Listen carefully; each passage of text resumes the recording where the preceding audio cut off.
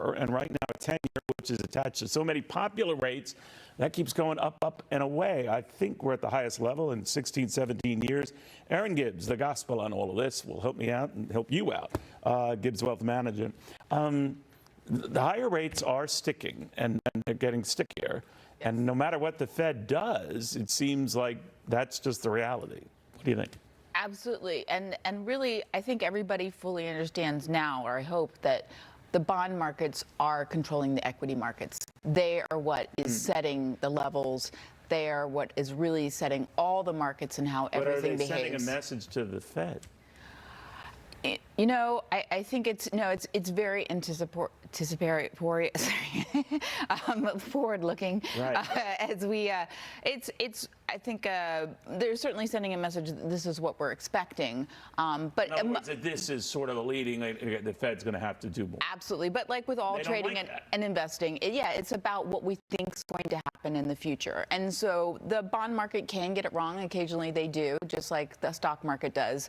But it's very much about what we think the Fed's going to do and what we think is going to happen in the next 6 months or so. And so the one good thing, at least when we're looking at these rates, is that we talked about the inversion a lot before, that the short term had higher rates than the longer term. At least this recent rally, or rather the yields going up, has been on the longer end. So we are seeing less of inversion, less of a steepening, which may mean indications that we'll have less of recession or less likelihood of recession. That's the only one bonus. Why would I want to buy stocks in an environment where I could commit my money for 6 months and get 5.5%, whatever it is, with the full backing and faith of Uncle Sam by me, and not deal with this craziness? You wouldn't. And I think a lot of people are in that position, and we have a lot of clients that would much rather you can use, a lot of short term, whether you're looking at a CD or just a short term ETF, even looking at 4% on a 2-year. The prices don't move as much, and you can get that yield and avoid all of the chaos that we've had in the past 5 years. The argument against that is that it's going to be short-lived, that this is a phenomenon that won't last. Absolutely. Do you agree with that? I do. And so if you are someone who wants to trade, every 3 months and constantly rebalance your portfolio and have sort of monitor that much more frequently, yes, taking that 5% on the 6 months is an option. Right. But if you really want to set it and forget it, and the next time you're going to rebalance might be in a year where you're going to reassess, it's probably not the best option.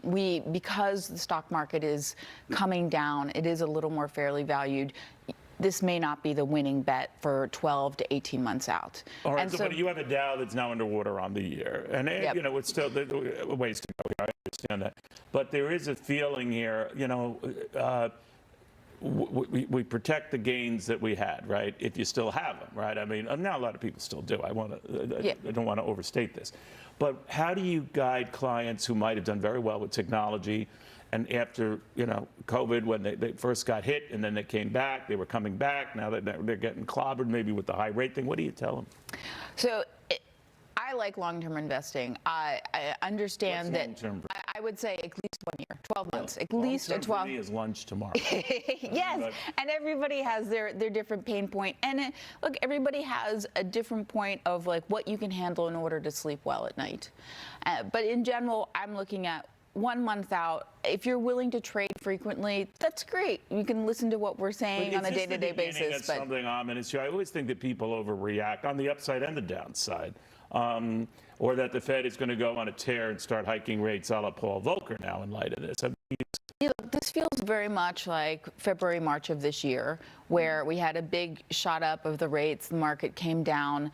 But the good news is, at least, that as we are looking into 2024 and we're looking at the economy, we're looking at profits, things do look a little better. We've had 5 really bumpy years, not from an economic standpoint, but more from a corporate profit point of like single-digit gains with the exception of 2021, or just contractions. And so the hope is that we're going to become more normalized next year. Maybe we do pull off this soft landing. And because the economy itself, right? I mean, it's doing okay. I mean, when you have this many job openings, It's a sign of a strong economy. We're seeing it's not so much revenge travel anymore, not as much as it is just revenge spending. People's balance sheets are not nearly so, depressing as we're led to believe. Ken Fisher says that the underpinnings are sound. What do you think of that? I know, I agree, and that's really what coming to is that when you look at the fundamentals of the economy as well as sort of corporate profits, they do look sound. We're looking at maybe potentially 14% profit growth, good unemployment.